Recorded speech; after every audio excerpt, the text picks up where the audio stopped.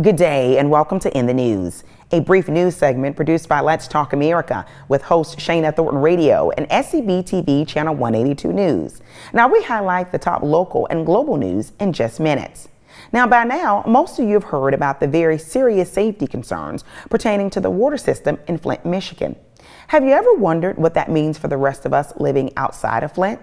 Well, recently I spoke to a critical member of management with the Henry County, Georgia Water Authority over the telephone, and he explained what separates this local area from Flint, Michigan.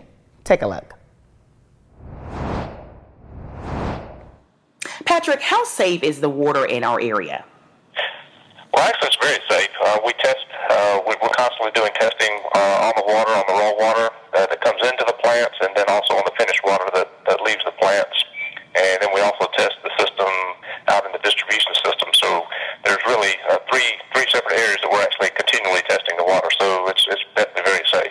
Yes. Of course, as you know, we have members of our community that saw the reports out of Flint, out of Cincinnati.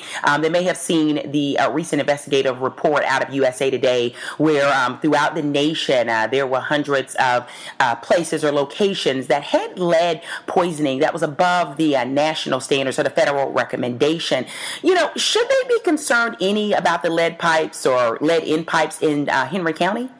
Well, one of the interesting things about Henry County versus somewhere like Flint, Michigan, Henry County is a very young system.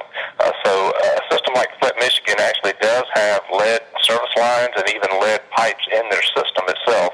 Henry County actually does not have that just because it's a young system. I see. So Henry County, the only thing that Henry County may have is some solder in some of the older houses that might have lead in the actual copper solder. So that's really the only concern that we have there in Henry County, and we actually are required to test houses that were actually built between 1982 and 1988 that we know could possibly have that lead tin solder there. Wow. Those are the houses that we actually do continual testing on. If anyone wanted more information about the water in the area of Henry County, do I have a website for them to visit? We do. We sure do. It's actually hcwsa.com. Thank you, Patrick. Welcome back. That certainly was some timely information from Patrick. Now, USA Today newspaper recently published a notable report claiming hundreds of other locations beyond Flint had lead levels that were not in accordance with federal guidelines. Now, this area was not on the list, but the information did certainly raise eyebrows. I recently spoke to a private emergency management consultant who offers his perspective on the report from the popular national media outlet. Well, water has been the topic on many people's minds in the last few months. Flint, Michigan, Cincinnati, Ohio. Well, recently, USA Today, the very celebrated newspaper, did an entire groundbreaking investigative report on testing for lead in various communities throughout the U.S. Now, there were many that actually failed the EPA's standard of where it should be to keep you and your kids and family safe. Well, Let's Talk America with host Shana Thornton and SCB TV Television News. We're putting the spotlight on lead poisoning in water based in the U.S. I have an exclusive one-on-one with the leader of a think tank. He's an emergency management expert. He's going to offer his perspective on lead water and testing and more. Stay with us.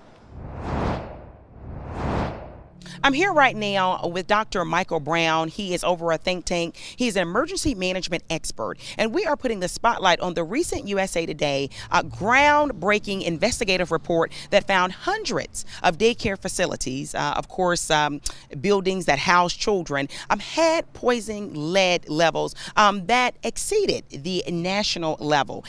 Dr. Brown, there's someone listening right now, watching us from home, saying, well, it's just water, Shana. Why should they be concerned? And not that there's any concern here in this area, because there were not from the report. But why should they be concerned about lead in water, even if it's in Cincinnati, Flint, or San Diego? Well, what they need to understand is lead is a neurotoxin, and this has long consequences and effects on individuals. Their IQ causes mental retardation and other issues.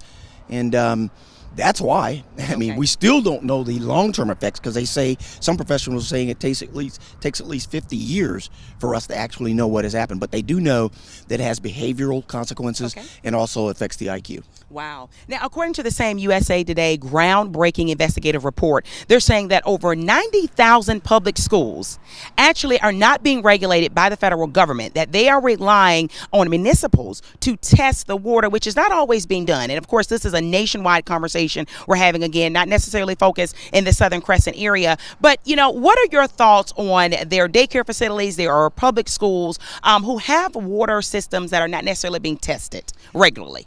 Well, I'm appalled for one, and because it's less than 10% of these institutions. We're talking about our nurseries, our daycare centers, and also we're talking about our children in schools. And they have to understand that, although emergency management starts at the local level. And because it starts at the local level, don't wait for the federal government, as we've seen in the past, will not always work for you. You need to start at the local levels. And there are things that you can do by reaching out to your commissioners and the people that you've elected and ask them the questions. What are we doing about our water in our schools and our daycare centers? Okay. There's a family member right now, a mom, dad, or aunt or uncle saying, hey, no immediate concerns in the Southern Crescent area necessarily, but they want to take their caution. They want to be smart. They want to be savvy, especially when it comes to the health of everybody, but especially the kids. Is there any smart tips people can do in terms of safety of water or other elements? Yes. Of course, you can always have the water in your home tested yourself, but there are state facilities. Each state has a facility, a water treatment facility, a facility that can actually test the water. And I would ask you to reach out again to your local representatives and say to them, where's our testing facility, and what's keeping you from developing with your schools and the other stakeholders within your communities these kind of pockets where they can go before your politicians and say, we want you to do this, and where can we have this water sent so we can have this testing done? Wow. Well, of course, it's a trending topic from Flint, Michigan to Cincinnati, of course, Georgia. Not necessarily a widespread problem, especially here in the Southern Crescent area, but information is powerful. And so thank you for sticking with Let's Talk America Radio and SCB TV Channel 182 News as we continue to spotlight the trending issues that matters to you and your family. Stay with us. Welcome back, everyone. This conversation continues to be a trending topic throughout the nation. We will keep you up to date with more future findings. Stay with us. We will now turn our sights to some national news. In the news, presidential candidates desperately seek delegates. Both Democratic and Republican presidential candidates are attempting to secure delegates ahead of their nominating conventions. Do note that frontrunner Secretary Hillary Clinton and businessman Donald Trump are reportedly trying to achieve challenge-proof majorities against their rivals. Now, upcoming primary races will now move to the northeast area of the U.S. Our final reporting today is some disturbing news from New Orleans.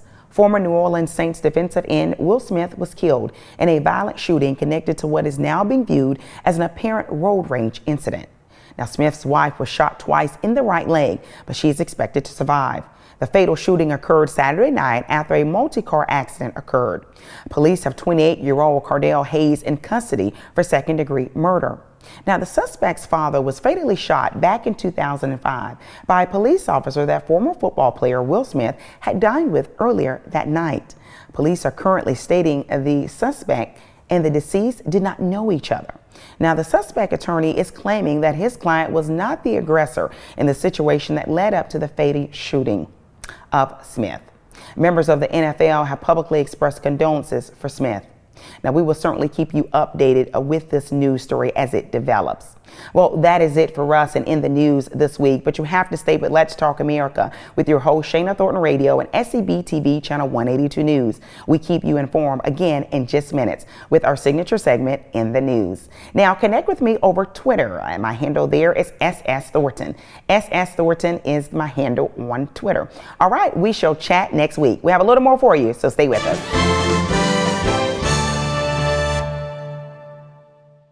Channel 182 News is brought to you by Toyota of McDonough.